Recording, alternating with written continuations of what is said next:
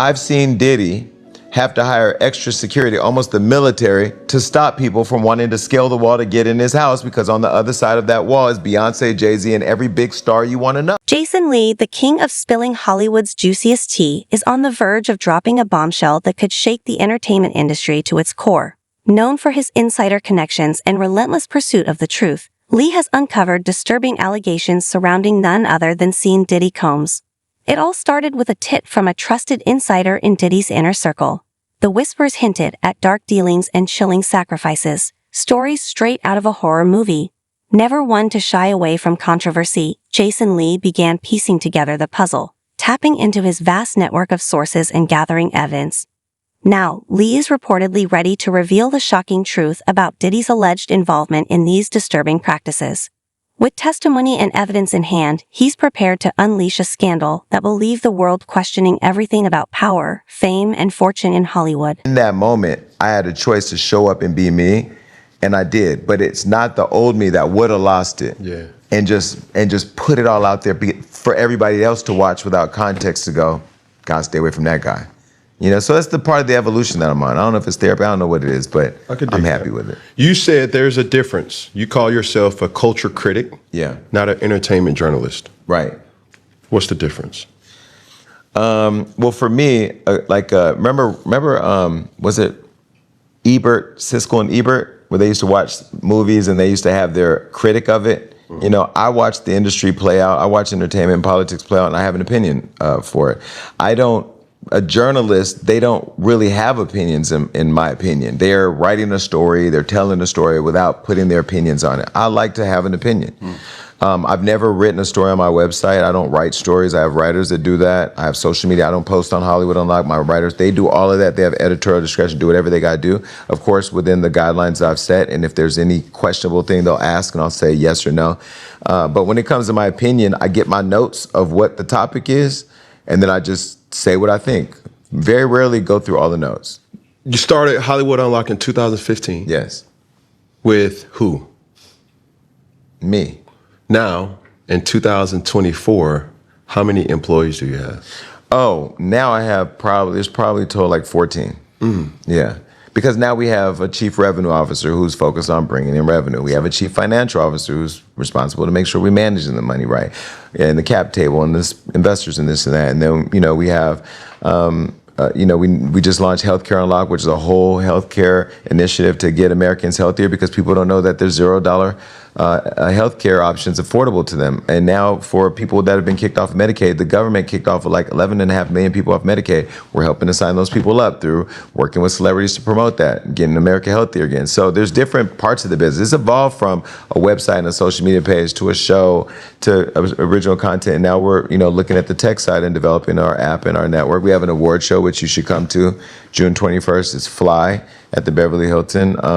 We're evolving. There's so much more we want to do. So, out of everything you could have covered, what was your need to cover the culture, or pop culture, so to speak? Because look at what's happening to Diddy right now.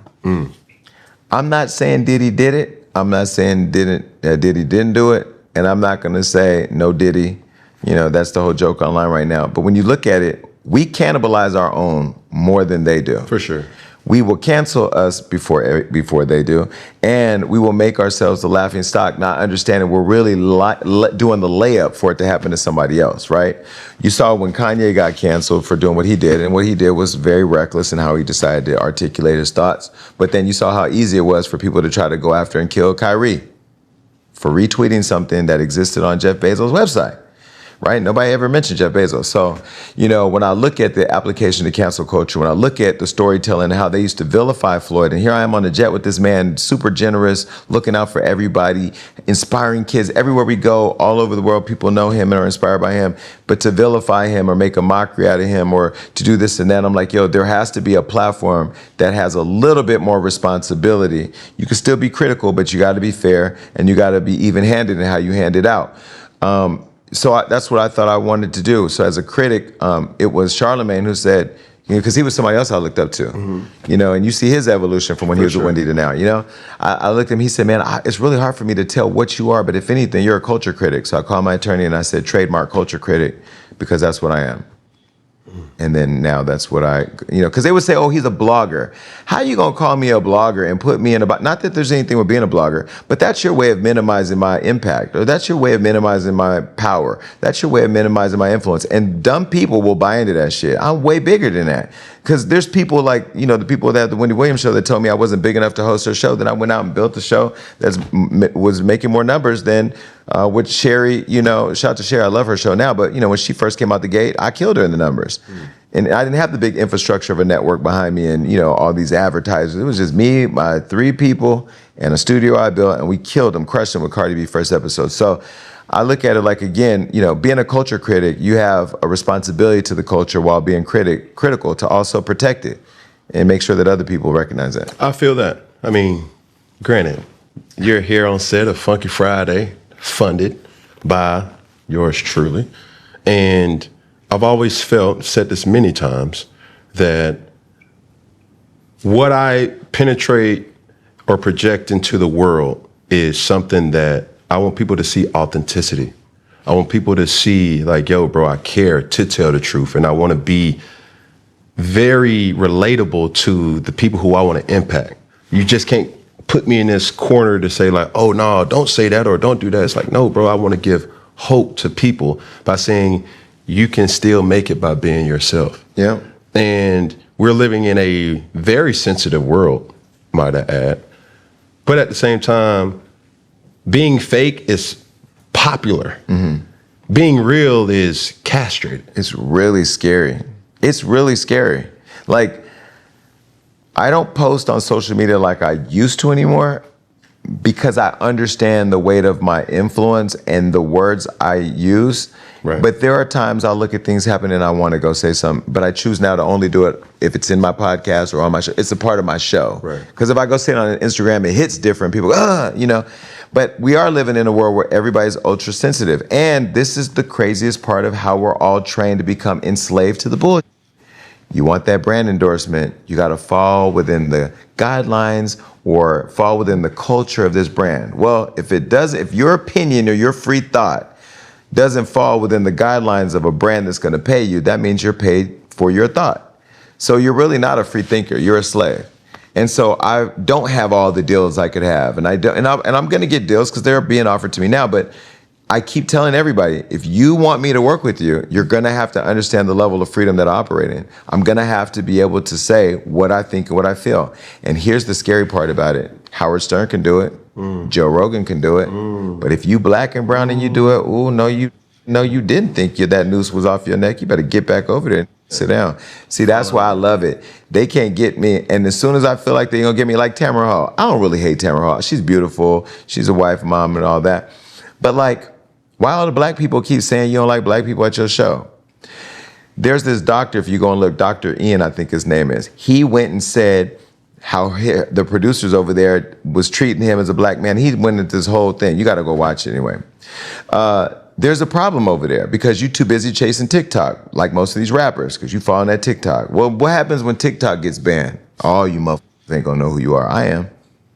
I'm viral on TikTok every day and never even know how I got there. It just finds its way to TikTok. I don't give a fuck about TikTok.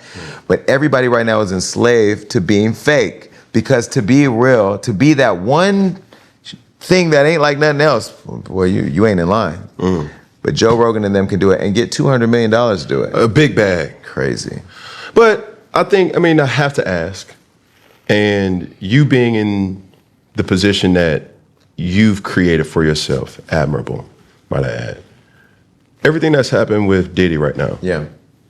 Like, how does that affect you? Real relationship. I'm pretty sure you've built a relationship with him respectfully over the years of knowing who he is, what he represents. Yeah. Your show was on Revolt. Yeah. I don't have a friendship with Diddy. He's not my friend. We don't hang out. We've texted a few times. I was on his network. I've been to many of his house parties. Let's start with different silos of Diddy, right? Okay, on one hand, cultural icon. He's done a lot for music, fashion, culture. He had a school network ownership, one of the few black owners of a network. Musically, he's inspired the world for years. As a human being, he's had lots of conflict. You had Tupac's death, Biggie's death, all the drama. We had the shooting with J-Lo. Shine went to prison. Maybe he shouldn't have went to prison. There's always been these stories about Diddy being evil. I've heard he was the devil. I heard he was evil. He even once threatened me. But I don't know if it was the De Leon or Ciroc or if it just felt itself. But I was taking a picture in his house and he walked over and he said, "Don't you ever fucking try me. I'm letting you know right now I'm a different type." I said, "Do you want to get in the picture or not? Because I'm drunk, you drunk, and I ain't about to do this with you." Yeah, he got in the picture, took the picture. He said, "I f with you, man. If you don't get your crazy Dr. Jekyll, Mr. Hyde ass out of here."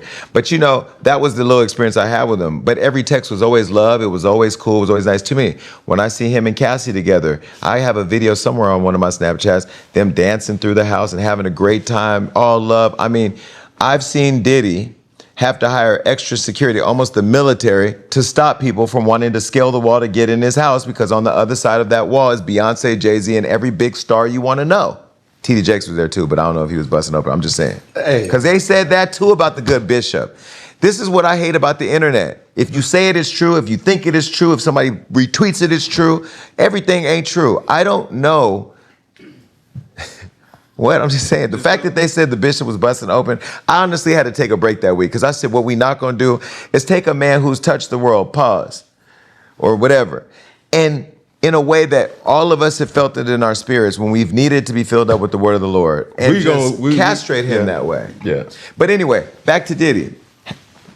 We saw his kids the other day in handcuffs. Did we see Ivanka Trump and Trump Jr. in handcuffs?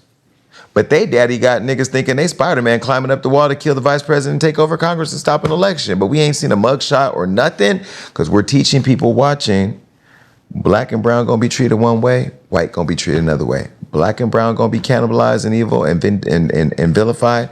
White folks, it's a misunderstanding. We won't call a mass shooting in this country terrorism because white people killing everybody. We gonna call it a debate over guns. No, it's terrorism when you go into school and kill 6-year-olds. This, you know, Kamala Harris, biggest issue I have with her is that she just has not been able to put her feet solid on the ground with the culture and understand. She said that America's not racist, and now is running around to every black church that will welcome her in there because she got some white person advising her telling her that's the way to get the black vote. So I feel very passionately about these things. I think with Diddy, what we're watching is we live in an era where celebrities got to be careful and got to be fearful at all times, because all I got to do is put everything I want to say about you in a lawsuit.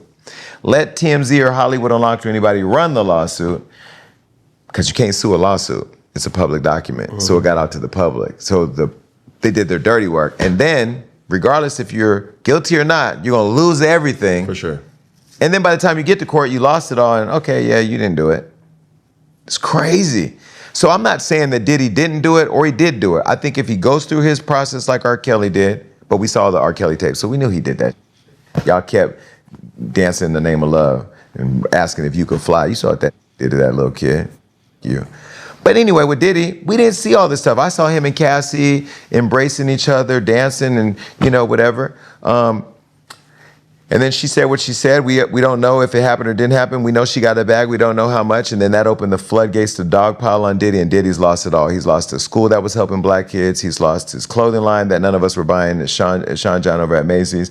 He lost Revolt. He lost his Grammy nomination. He lost the deal with Ciroc, and he was getting $50 million a year. Don't get that deal's gone. He's lost it all. And Jason Lee has sent shockwaves through Hollywood with explosive claims about seeing Diddy Combs' alleged dark practices and sacrifices, sparking a whirlwind of speculation and debate.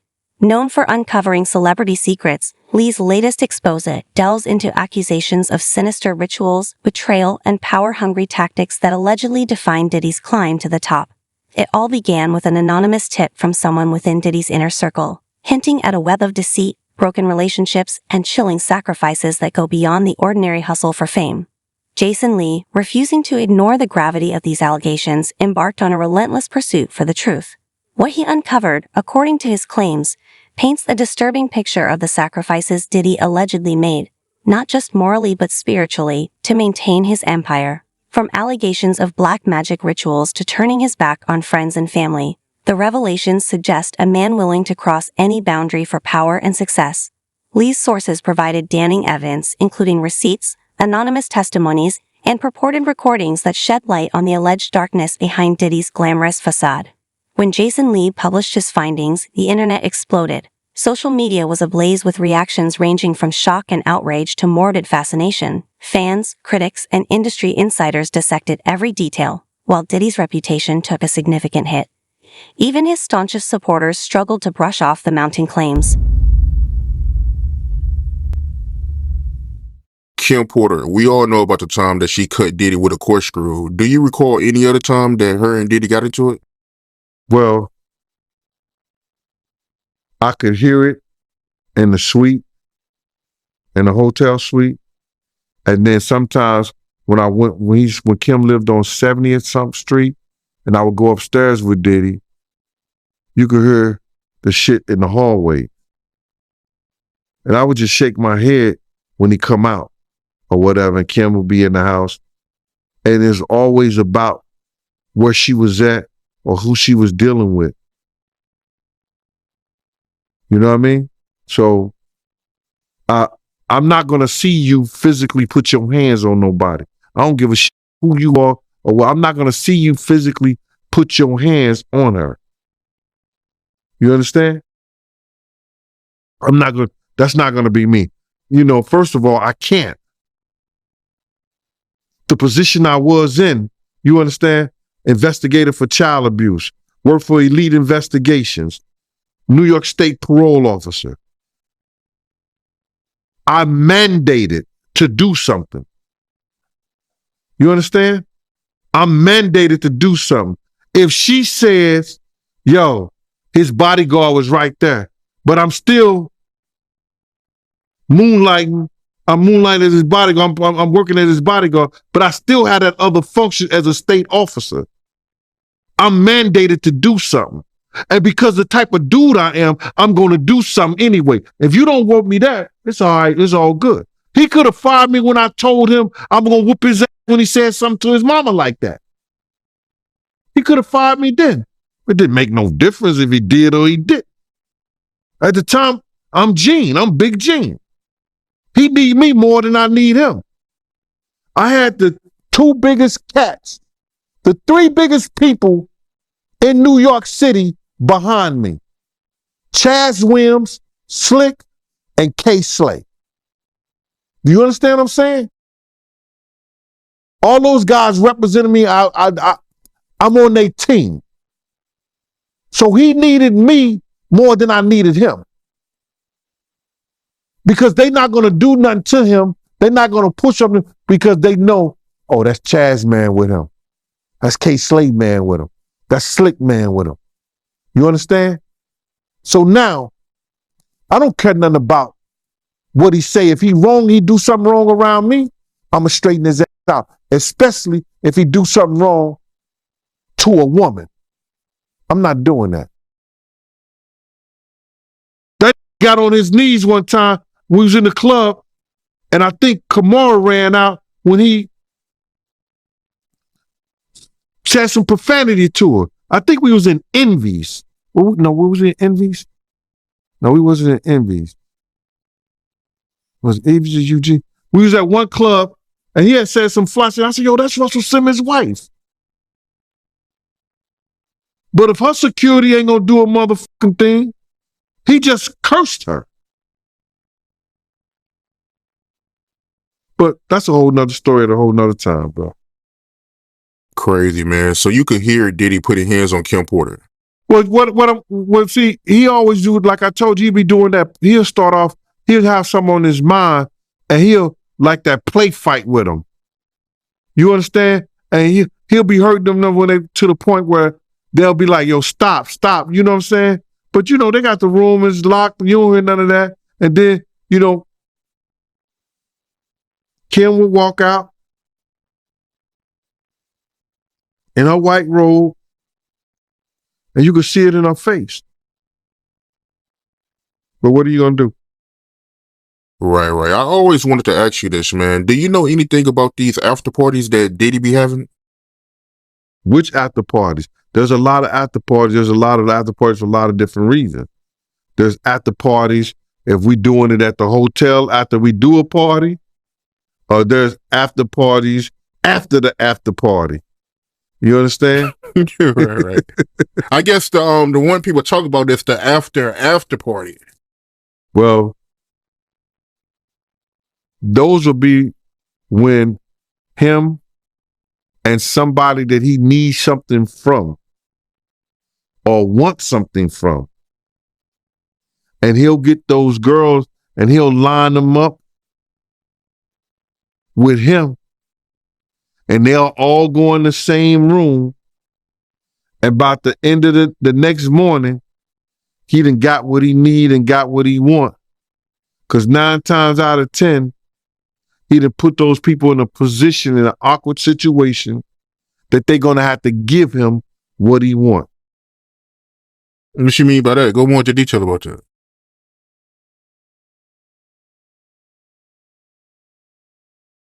I don't want to go back to this, man, because it's difficult to go back to. But when he took D-Rock out, that was Big's man, pots and pans. And D-Rock understood. I made it clear to him, don't be nowhere where me and Puff is at while we in Cali. Y'all don't come nowhere. D-Rock shook my hand and said, bet that. I come to find out years later through a statement that Clark Kent made that D-Rock and Puff made plans to take Big to that party at the museum that Big lost his life. That came out, super producer, executive Clark Kent's mouth.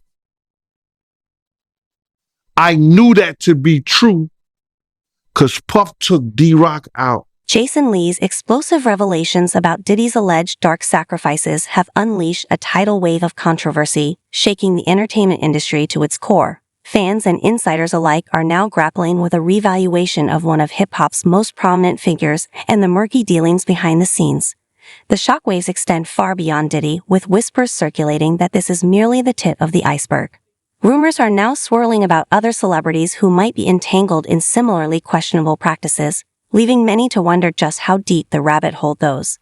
This scandal has opened a Pandora's box, forcing a critical examination of the sacrifices, both literal and figurative, that some may make for fame and fortune. Diddy, right? You know, you was working for Diddy for a long time. You seen a lot. You know, you told me that he was a swinger, you know, him being a part of orgies. And out of curiosity, right? You know, you being around Diddy so long, I'm sure at some point he offered you something. Have he ever offered a female to you or offered you to join an orgy or anything? Bro, we was on a tour bus one time. He had 2 snow bunnies. We picked them up in Dallas. One of the NBA basketball players introduced him to it. He asked me to go get something. I went and got it. He said, yo, Gene, they want to F you, while he was laying in the bed with both of them. And I said, nah, I'm good, bro. I'm all right. And walked out. That's the only time. And then we ended up taking those snow bunnies to Atlanta, right, with us. They went all the way from Texas to Atlanta. And when we got out the bus, it was funny as I was dying. As soon as we got the bus, the snow bunnies was coming off with Puff. And these girls stopped and they said, I know that ain't Sean Puffy Combs with 2 white girls.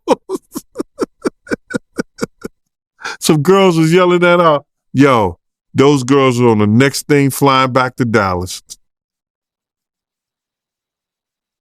After all them other guys had used them on the bus. They might put in a suit against them.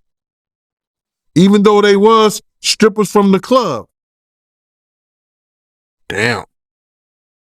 Because they would go in the bathrooms, like they'll come in, because he had the big suite back there in the tour bus. They'll come out in the bathroom and God bless the dead, Wook, and I ain't gonna call the other person's name, they would take him in the bathroom, misuse him, to send him back there to puff. That was crazy. It ain't funny, but that's what was happening. So I gotta ask you, right? Because you was working for Diddy around this time when him and Jennifer Lopez broke up. And we all know that she broke up with him and she started dating one of her dancers. And it's the same situation with Diddy and Cassie, where she broke up with him and she started dating the trainer. So how was that like back then when you was working for Diddy and he broke up with, Jennifer Lopez? And how did he react to that? Well, first and foremost is that he was trying to get Jennifer back, and she was using her personal assistant to let him know wherever Jennifer was at.